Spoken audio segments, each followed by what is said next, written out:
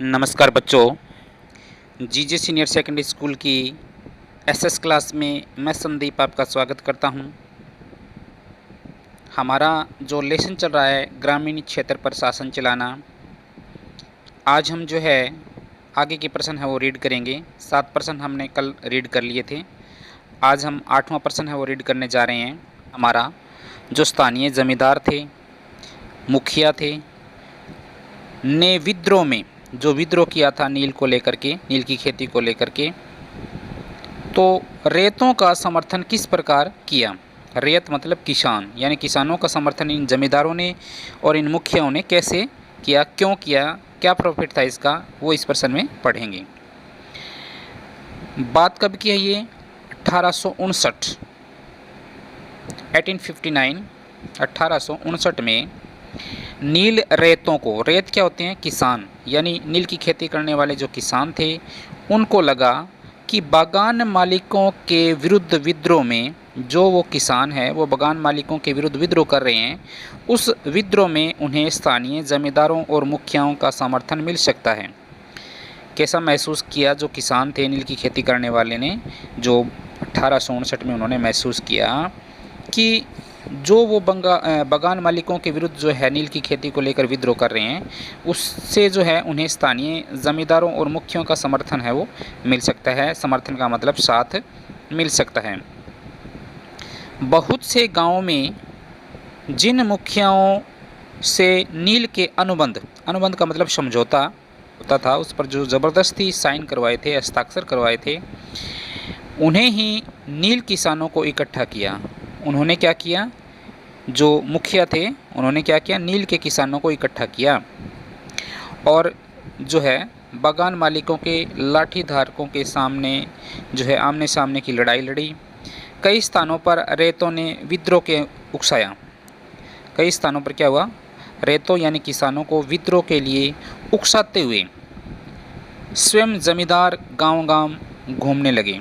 उकसाना जो है उन्हें उत्तेजित करने के लिए, लड़ने के लिए तैयार करने के लिए जो है गांव-गांव जो है स्वयं जमींदार है वो घूमने लगे। जमींदार इस बात से परेशान थे कि बागान मालिकों की शक्ति बढ़ती जा रही है और वे लंबे समय के लिए उनसे ज़मीन ले लेते थे। तो इम्पोर्टेंट प्रश्न था हमारा।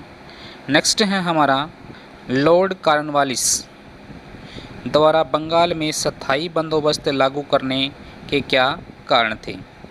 बंगाल में जो स्थायी बंदोबस्त लागू किया गया था लॉर्ड कॉर्नवालिस ने, तो उसका जो है इसके पीछे क्या मकसद था? स्थायी बंदोबस्त को लागू करने के पीछे क्या मकसद था?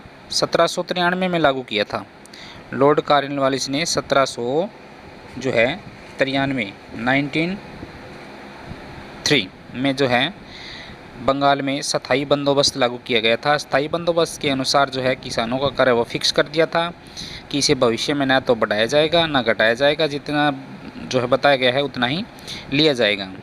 तो ये स्थायी बंदोबस्त है।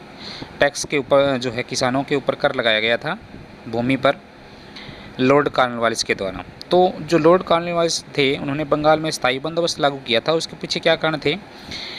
लॉर्ड कॉर्नवालिस द्वारा बंगाल में स्थायी बंदोबस्त लागू करने के पीछे जो है निम्नलिखित कारण उत्तरदायी थे। पहला कारण है भूमि का पंचवर्षीय मतलब 5 सालों के लिए और 1 वर्षीय यानी 1 साल के लिए प्रबंध था वो असफल हो चुका था। भूमि है वो ठेके पर दी जाती थी 5 साल के लिए या 1 साल के लिए, वो क्या था? असफल हो चुका था।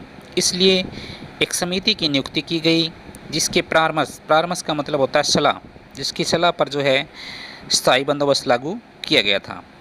नेक्स्ट, भूमि की दशा बड़ी शोचनीय थी। भूमि की दशा कैसी थी? बहुत ही जो है शोचनीय हो चुकी थी और कृषकों ने कृषि में रुचि लेना छोड़ दिया था। तो इसके लिए भी जो है स्थायी बंदोबस्त लागू किया गया था। कंपनी के पास कर उगाने वाले अधिकारियों का अभाव था। अभाव मीन कमी। कर जो इकट्ठा करते थे, जो एजेंट थे, उनकी क्या थी? कमी थी, इसलिए स्थायी बंदोबस्त लागू किया था। 1 वर्षीय ठेका होने के कारण कंपनी अपना बजट बनाने में क्या रही थी? असफल रही थी। तो ये जो कारण है वो स्थायी बंदोबस्त जो है लागू करने के पीछे कारण रहे। प्रश्न 10 है, स्थायी बंदोबस्त के बारे में मैंने आपको कल बताया था। स्थायी बंदोबस्त है वो लॉर्ड कॉर्नवालिस ने 1793 में लागू किया था। तो ये जो बंदोबस्त था इससे किसानों की अपेक्षा ज़मींदारों को अधिक फ़ायदा हो रहा था। इस जो है व्यवस्था से क्या हो रहा था, किसानों को जो है नुकसान हो रहा था और ज़मींदारों को फ़ायदा हो रहा था, अधिक फ़ायदा हो रहा था। तो वो कैसे हो रहा था वो हम इस प्रश्न में पढ़ेंगे। स्थायी बंदोबस्त के कारण ज़मींदारों को बहुत अधिक लाभ हुआ। स्थायी बंदोबस्त के कारण क्या हुआ, जो ज़मींदार थे उनको क्या हुआ, बहुत लाभ हुआ। अब वे भूमि के स्थायी स्वामी बन गए थे। स्थायी बंदोबस्त से क्या हो गया, वे भूमि के स्थायी स्वामी बन गए थे। उनको भूमि बेचने या बदलने का अधिकार मिल चुका था और वे निश्चित लगान कंपनी को देते थे। निश्चित जो स्थायी किया गया था, निश्चित किया गया था लगान, वो जो है जमींदार है वो क्या करते थे, कंपनी को देते थे, परंतु वे किसानों से अपनी इच्छा अनुसार लगान वसूल करते थे। सपोज करो जो है अगर कंपनी को 100 में से 10 रुपये देने होते हैं तो ज़मींदार है वो किसानों से 20 रुपये ले सकते थे। तो इससे क्या हुआ कि जो किसानों से वो अपनी इच्छा अनुसार जो है लगान वसूल करते थे, जितना मन होता था उतना वो किसानों से लेते थे, परंतु जो है कंपनी को तो निश्चित किया हुआ था कर, वो उतना ही देते थे। यदि कोई किसान लगान न दे पाता तो उससे भूमि छीन ली जाती थी। अगर कोई किसान है वो टैक्स नहीं चुका पाता था तो उससे क्या होता था, उनकी भूमि है वो छीन ली जाती थी। अधिकतर जमींदार शहरों में विलासी जीवन जीते थे। विलासी का मतलब ऐशो आराम, आनंदपूर्वक जीवन जीते थे, जबकि किसान जो है गरीब और भूखमरी के वातावरण में अपने दिन बिता रहे थे। अतः हम कह सकते हैं कि स्थायी बंदोबस्त से किसानों की अपेक्षा ज़मींदारों को अधिक प्रॉफिट हुआ, लाभ हुआ। नेक्स्ट है हमारा अंग्रेज़ों द्वारा लागू की गई भू राजस्व व्यवस्था का किसानों पर क्या प्रभाव पड़ा। अंग्रेज़ों ने जो है भू राजस्व यानी टैक्स इकट्ठे करने की जो प्रथा थी वो लागू की गई थी। इससे किसानों का जो है क्या हुआ, किसानों पर कैसा प्रभाव देखने को मिला, किसान है वो इससे जो है कैसे प्रभावित हुए, वो इस प्रश्न में हम पढ़ेंगे। अंग्रेज़ों द्वारा लागू की गई भू राजस्व व्यवस्था से किसानों पर बुरा प्रभाव पड़ा। कई किसान लगान न दे पाने के कारण जो है भूमि से हाथ धो बैठे थे। जैसे कि हमने ऊपर भी पढ़ा था कि जो किसान लगान नहीं दे पाते थे तो ज़मींदार उनकी ज़मीन है वो छीन लेते थे।